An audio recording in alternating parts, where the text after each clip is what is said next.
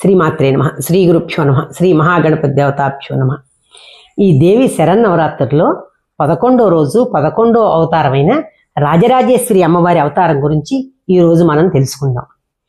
అంబా శాంభవి రబల వర్ణ ఉమా పార్వతి కాళీ హైమవతి శివాత్రినైని కాత్యాయని భైరవి సావిత్రి నవయౌవన శుభకరి సామ్రాజ్య లక్ష్మీ ప్రద చిద్రూపీ పరదేవత భగవతి శ్రీరాజరాజేశ్వరి. రాజరాజేశ్వరి అమ్మవారు లలితా పరాభట్టారిగా వచ్చి ఈ రాక్షసులను సంహరించి మళ్ళా రాజరాజేశ్వరిగా వచ్చి శ్రీచక్రానికి నాయకిగా వెలిసిన తల్లే ఈ రాజరాజేశ్వరి దేవి. ఆవిడే మన పూజలు అందుకుంటున్న తల్లి రాజరాజేశ్వరి దేవి.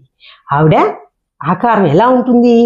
ఆవిడ చక్కగా సౌందర్యంగా నవ్వుతూ 4 హస్తాలతో పూలబాణాలు పట్టుకుని సింహాసనం మీద పద్మాసనం వేసుకుని మన అందరినీ కరుణాకటాక్షాలతో లాలనగా దయగా కరుణతో చూసినట్టుగా నవ్వుతూ ఉండే తల్లి ఆ తల్లి రాజరాజేశ్వరి దేవి.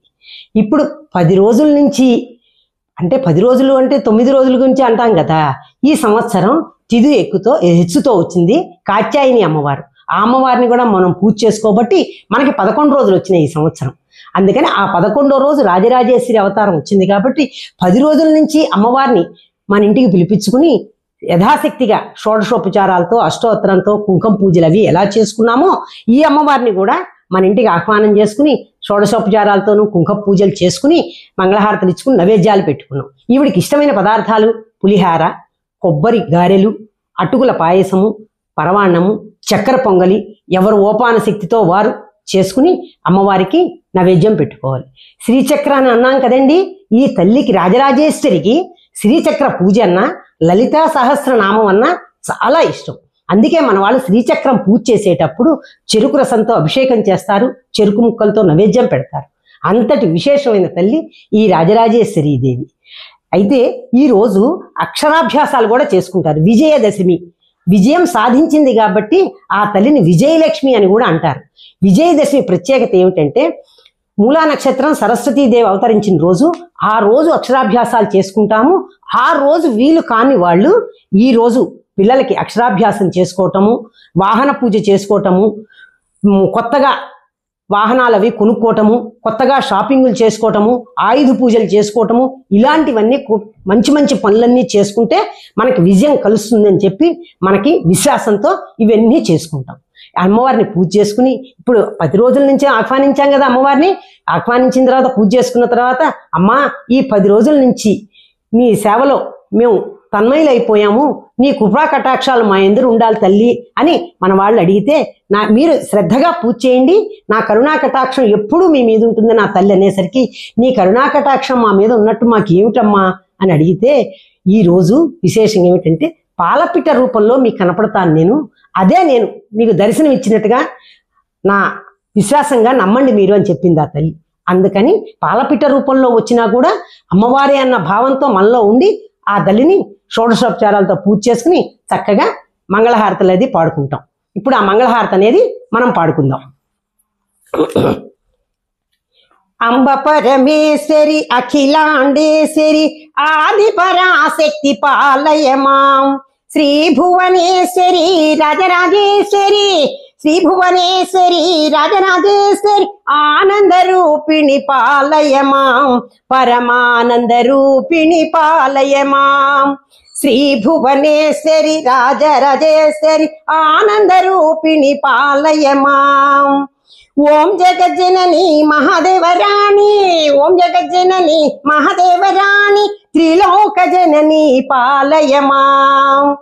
ఈశ్వరి శంకరి ఓంకారేశ్వరి ఈశ్వరి శంకరి ఓంకారేశ్వరి దేవి మహేశ్వరి పాలయమాం. అంబ పరమేశ్వరి అఖిలాండేశ్వరి అజ్ఞాన నాశిని పాలయమాం. శక్తి మహేశ్వరి అర్ధనారీశ్వరి శక్తి మహేశ్వరి అర్ధనారీశ్వరి దుర్గా సరస్వతి పాలయమాం దుర్గా సరస్వతి పాలయమాం. అంబ పరమేశ్వరి అఖిలాండేశ్వరి ఆది పరాశక్తి పాలయమాం.